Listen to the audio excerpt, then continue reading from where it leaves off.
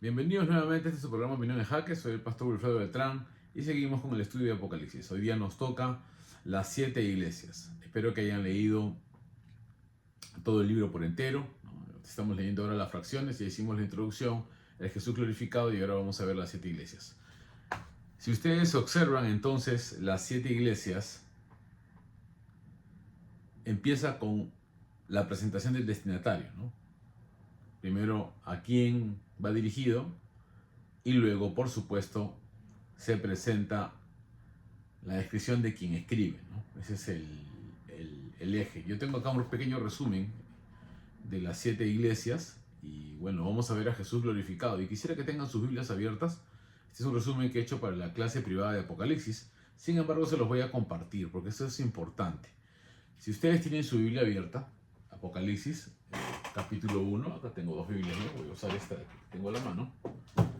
Esta que tengo a la mano la voy a usar porque es importante que podamos comparar lo que dice el pasaje. Muy bien, si ustedes tienen entonces su Biblia a la mano, van a darse cuenta de lo siguiente, ¿no? Para mí esto es clave y es fundamental que tengamos a la mano entonces una Biblia. Si usted se acuerda de la descripción del libro de Apocalipsis, de cómo se describe a Jesús, cómo lo describe Juan, ¿no? A Jesús glorificado, perdón, a Jesús, para tener dónde colocar la Biblia, Jesús glorificado. Bueno, Jesús se va a presentar en cada iglesia según la descripción de la imagen que ve Juan de Jesucristo, ¿no? Sí, así va a ser, así directo y así claro, ¿no? Por ejemplo, si usted tiene el capítulo 1, ¿no? Quiero que vean de a partir del versículo 9, bueno, o 10, en que va a describir a Jesús. Bueno, es a partir del verso 12, sin embargo, Jesús habla a partir del verso 9, pero vamos a ver, Jesús glorificado, dice, Éfeso, se presenta a Éfeso y dice, el que tiene las 7 estrellas y anda en medio de los 7 candeleros. ¿Dónde está eso? En el verso 20 del capítulo 1. El misterio de las 7 estrellas que has visto en mi diestra y los 7 candeleros de oro. Las 7 estrellas son los ángeles de las 7 iglesias y los 7 candeleros que has visto son las 7 iglesias, ¿no? Muy bien, esa es la clave del capítulo 1, la clave hermenéutica del capítulo 1. Es interesante. Pero hay otro pasaje donde en el verso 16 tenía a su diestra 7 estrellas y de su boca salió una espada aguda a 2 filos, ¿no? Bueno, ahí están las 7 estrellas en su... Y en el verso 12 dice, verso 13, bueno, 12, y me volví para ver al que hablaba conmigo, y vuelto vi 7 candeleros de oro, y en medio de los 7 candeleros de oro a uno semejante al Hijo del Hombre, vestido de ropa que le llegaba hasta los pies. Muy bien.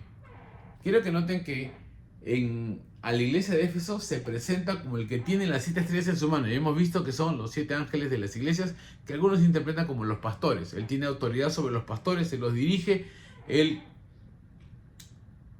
es el que pone la autoridad, sin embargo, dirige esa autoridad, o debe dirigirla, ¿no? Vamos a ver si están al nivel del llamado que deben tener para dirigir la iglesia del Señor.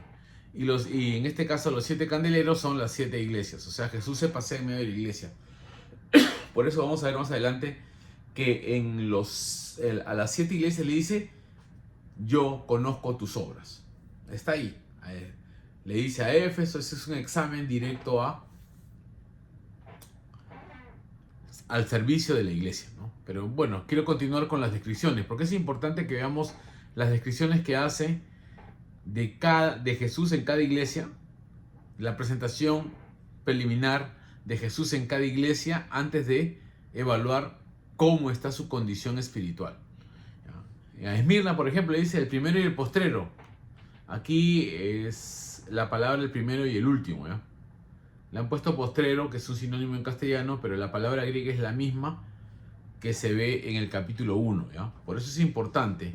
Yo tengo acá mi Biblia en griego también. Aquí en griego. No soy un experto en griego, tengo que admitirlo, pero lo que puedo leer, al menos, o comparar al menos las palabras que no conozco en el vocabulario, digamos, en español, me indica que es la misma palabra. Primero y postrero, primero y último, en griego son las mismas palabras. O sea, él se presenta como el primero y el postrero, el que estuvo muerto y vivió. Así se presenta. ¿Por qué? Porque cada presentación de quién es Jesús o cómo se le describe va a influenciar en la promesa y en la evaluación al servicio. A la iglesia de Pérgamo, por ejemplo, Pérgamo, le dice el que tiene la espada aguda de 2 filos. Ya vamos a ver sus obras.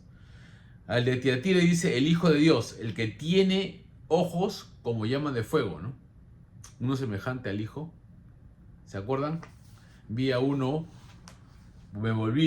semejante al Hijo del Hombre, ¿no? Lo describe, pero este es el Hijo de Dios. Él se presenta como el Hijo de Dios, el que tiene ojos como llama de fuego, ¿no? Y pies semejantes al bronce bruñido. ¿Por qué ojos? ¿Por qué pies? Ojos porque puede observar profundamente, y pies porque puede examinar no solo su manera de caminar, sino digamos el estilo de vida que tiene la gente en su transitar por esta tierra, ¿no? Así que esto es importante. A la iglesia de Sardis, el que tiene los 7 espíritus de Dios y las 7 estrellas, nuevamente el que dirige a la iglesia, ¿no? Los 7 espíritus de Dios, algunos lo consideran que se refiere a la plenitud del Espíritu Santo, ¿no? Porque también Jesús imparte el Espíritu, ¿no? Yo me voy y os enviaré el Consolador, ¿no? Recuerden que es Juan quien está hablando y él tiene un vocabulario teológico de acuerdo a su evangelio. Aunque le habla a una audiencia paulina, él mantiene un vocabulario específico.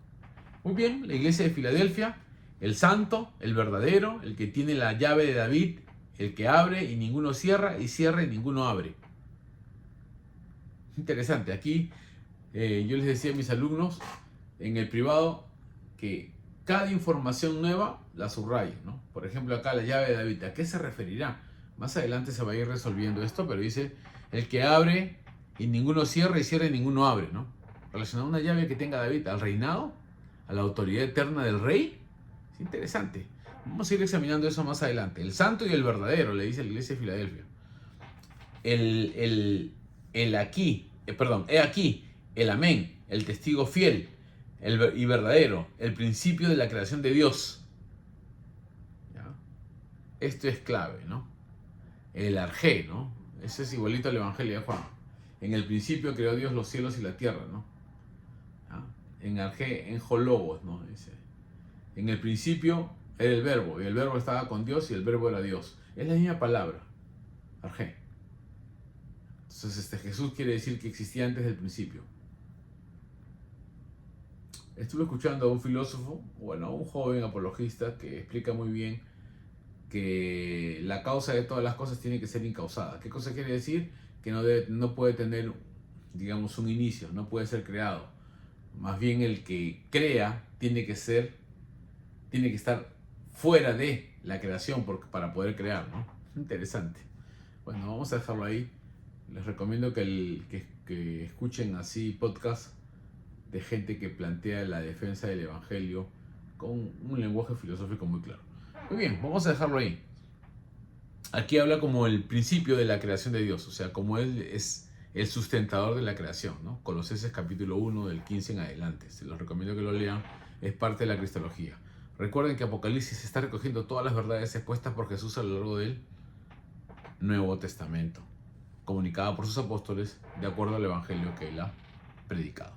Muy bien, entonces vemos que Jesús se dirige en este caso a los ángeles de cada iglesia, que algunos consideran que son las autoridades o los pastores, y luego hay una descripción de sí mismo de acuerdo al capítulo 1. Esto es interesante para que vean que es la revelación de Jesucristo a su iglesia, ¿no? Muy bien, y luego hay, todos tienen yo conozco tus obras. En este yo conozco tus obras hay reproche, ánimo y aliento, ¿no? Por ejemplo, a la iglesia de Éfeso tiene reproche porque ha dejado su buen amor, una advertencia que puede perder su candelero, y hay un aliento, aborreces a los nicolaitas, ¿no? Aquí aparece también los nicolaitas, y termina con el espíritu. El que tiene oído, oiga lo que el Espíritu dice a las iglesias, y acaba con una promesa, ¿no? Casi ese es el patrón. En todas hay algunas excepciones, pero vamos a ir comparando, ¿no? Por ejemplo, yo conozco tus obras. Aquí es interesante. A mí me gusta mucho que seamos conscientes de que el Señor conoce nuestras obras profundamente. y a las 7 le dice lo mismo.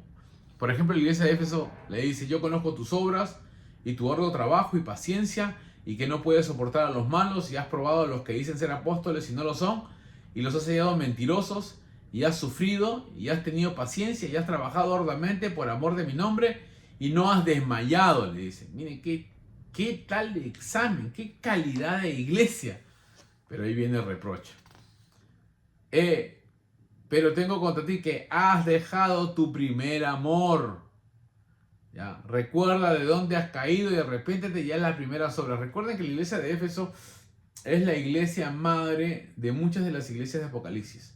Según algunos estudiosos del Nuevo Testamento, la iglesia de Éfeso ha fundado casi 30 iglesias en la zona de Asia Menor. Y una de ellas es Colosas, por ejemplo. ¿Ya? Posiblemente la Odisea, ¿no? Porque el libro de Colosas, en Colosenses, capítulo 2, verso 2, si no me equivoco, Pablo dice: los que anhelan ver mi rostro, que no lo conocen personalmente, pero la iglesia ha asumido la autoridad apostólica de Pablo porque es una iglesia fundada por él que ha enviado misioneros y han abierto la obra en ese lugar. Igual que la iglesia de Hierápolis, que no se menciona. Aún es más, Pablo dice que la carta de Colosas se lea en la Odisea, lo menciona literalmente, y la carta de la Odisea se lee en Colosas. Había cartas circulares para la zona, ¿no? Aunque había mensajes personales que Pablo tenía para cada iglesia, también tenía un mensaje en común para todas las iglesias. Muy bien, viendo esto, entonces estamos notando que la iglesia de Éfeso tiene una tarea extraordinaria. Timoteo fue ejecutado en una fiesta, digamos, pagana de la ciudad por predicarles contra la idolatría, ¿no? Murió como mártir. O bueno, si seguimos examinando, entonces vamos a darnos cuenta de la riqueza del trabajo que tenía esta iglesia, pero su nivel doctrinal era tan extraordinario que había identificado quiénes son apóstoles y quiénes no. O sea, manejaba muy bien buena doctrina. El apóstol Pablo los había educado muy bien. Sin embargo, había este conflicto, ¿no? Este conflicto, habían dejado su primer amor, o sea, el servicio permanente que habían tenido. Se estaban conformando con el éxito pasado, y eso es un problema serio. Hay un aliento: aborreces a la obra de los nicolaítas, y aquí no tenemos una información en el libro sobre quiénes son los nicolaítas. Algunos tienen pues la fuente de Eusebio de Cesarea, que habla de que Nicolás, que fue uno de los 7 diáconos, se corrompió doctrinalmente y comenzó a afectar las iglesias. Esa es la doctrina de los nicolaítas, ¿no? La doctrina de los nicolaítas, que se menciona aquí, que por supuesto la iglesia muy bien adoctrinada puede rechazar, ¿no? La iglesia. Y dice que el que tiene oído oiga lo que el Espíritu dice en las iglesias: al que venciere le daré de comer del árbol de la vida, el cual está en medio del paraíso de Dios, ¿no? Solamente voy a examinar la iglesia de Éfeso en esta parte para que el video no se haga muy largo, pero quiero que noten de que Dios conoce las obras que hacemos, en la calidad de nuestro servicio, ¿no? Y se presenta aquí como el que tiene las 7 estrellas. O sea, Él es el que ha puesto a las autoridades, ¿ya? Que conoce a las autoridades de la iglesia, que deben sujetarse a Él. Sin embargo, Él también conoce en profundidad la congregación, porque se pasea en medio de ella, ¿no? Y puede evaluar todos los detalles. Y puede exigir a la iglesia que mantenga un nivel de espiritualidad extraordinario, ¿no? Que no abandone el fervor del primer amor, ¿ya? Aquí le hace una advertencia un poco seria.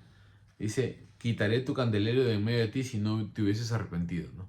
Es triste saber que la iglesia de Éfeso desapareció con el avance de los musulmanes, ¿no? Cuando tomaron Asia Menor, la actual Turquía, ya se pierde todo vestigio del cristianismo en esa zona, ¿no? Ya se pierde. Y bueno, acá el que tiene oídos oiga lo que el Espíritu dice a las iglesias. Es interesante, Jesús está hablando, acá hay un sándwich, ¿no? Que se va a ver en las 7 cartas. Jesús se revela personalmente, se dirige al líder de la iglesia y termina remarcando de que esa revelación está correlacionada con lo que el Espíritu está hablando de la iglesia. O sea, hay una unidad tremenda entre el Padre, cuando presenta a Cristo, la revelación que Dios le dio sobre Jesucristo, y ahora las palabras que Jesús dice están de acuerdo a lo que el Espíritu Santo hace eco en la iglesia. Hay una relación de la autoridad divina, o de, bueno, en este caso de la presencia divina en el libro de Apocalipsis de manera extraordinaria. Y siempre acaba con una promesa, porque cuando Dios nos corrige, no nos deja en el vacío. Evalúa nuestra vida ¿para qué? Para que podamos obtener la victoria, ¿no? Por ejemplo, en las 7 iglesias dice, al que venciere le daré a comer del árbol de la vida, el cual está en medio, déjame ver acá, del paraíso de Dios, ¿no? Interesante. Me gusta mucho esta parte porque ya se menciona el paraíso, el mismo concepto del huerto del Edén, Dios paseándose en medio del huerto, ¿no? Conversando con Adán, lo fue a buscar, él se había escondido por causa del pecado. En este caso es todo lo contrario, conoce tu pecado y aún así te viene a buscar, ya no para esconderse, sino para darte de comer de esa promesa, ¿no? De esa promesa, de ese fruto, ¿no? Para que alcance la bendición. Esto es lo importante, lo dejo aquí, se pasó el tiempo volando. El desafío es el siguiente, que veamos entonces cómo Jesús se revela, de acuerdo al capítulo 1, cómo examina las obras, de acuerdo a esa revelación que tiene, porque Jesús hace una evaluación profunda de la iglesia y hace énfasis en quién es Él para observar tal o cual cosa, ¿ya? Hace una advertencia a la iglesia, alienta, por supuesto, reconoce lo que está bien y vigente, y sobre todo está respaldado por la obra del Espíritu Santo y lanza una promesa a la iglesia. Lo desafío entonces a mantenerse en este mover del primer amor para recibir la promesa de disfrutar del árbol de la vida que está en medio del huerto de Dios. Así que los bendigo, les doy gracias y nos vemos la próxima semana.